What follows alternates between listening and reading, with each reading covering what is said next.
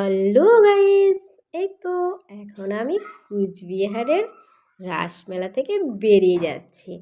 এখন যাব হলাম ধূপগুড়িতে। তো তার আগে তোমাদেরকে একবার কুচবিহারের সাগর দিঘিটা একটু ঘুরিয়ে দেখাই। কারণ এটা ভেবেছিলাম যে আমি দেখব, কিন্তু আর সেটা দেখা হলো না। আমরা সবাই টোটোতে বসেই সেটা দেখে নিলাম। কারণ কি আর ওখানে গিয়ে দেখব, কিন্তু খুব ইচ্ছে ছিল যে সেখানে শুনেছি যে অনেক বড় বড় মাছ আছে, অনেক কিছু আছে। তো ভেবেছিলাম সেটা দেখব, কিন্তু কোনো কারণবশত আর দেখা হলো না। তা আমরা তার জন্য টোটো করে চলে যাচ্ছি সোজা কুচবিহার বাস স্ট্যান্ড। আর দেখো সামনেই পড়ে গেল। আমরা যেহেতু দিনে কুচবিহার রাজবাড়ি দেখেছিলাম, তো ভাবলাম যে একটু রাতের বেলাটা দেখি কেমন হয়।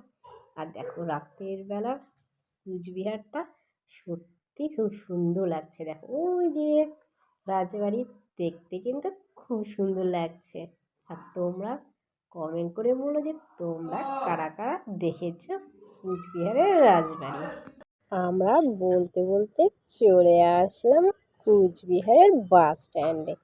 কারণ এখান থেকে ধূপগুড়ির বাস পাওয়া যাবে।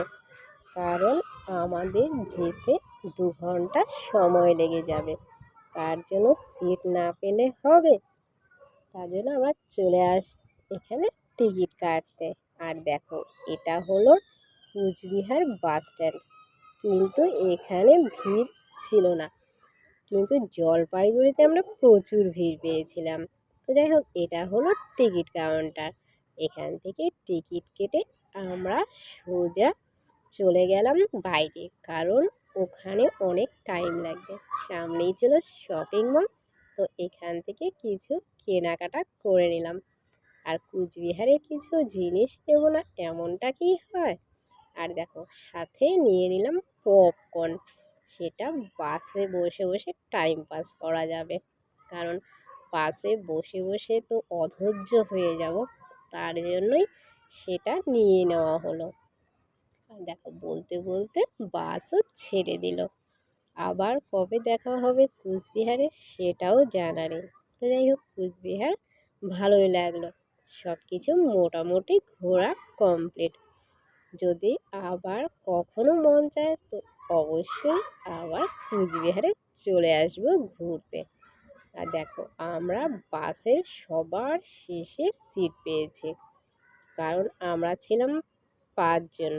তার জন্য আমাদেরকে এক লাইনে সবাই পিছনে বসতে হলো, কিছু করারও নেই।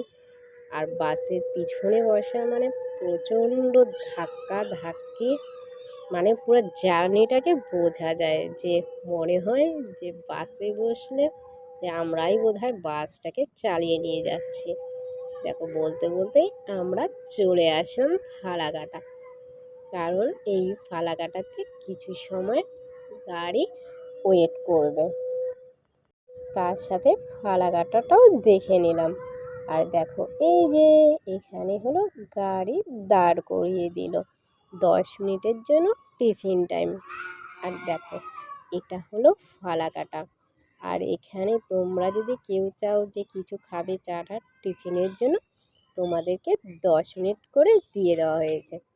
যদিও বা আমরা কেউ চা খাই না, আর তার জন্য আমাদের নিচে নামারও প্রয়োজন হয়নি। আমরা এখানে গাড়িতেই বসেছিলাম।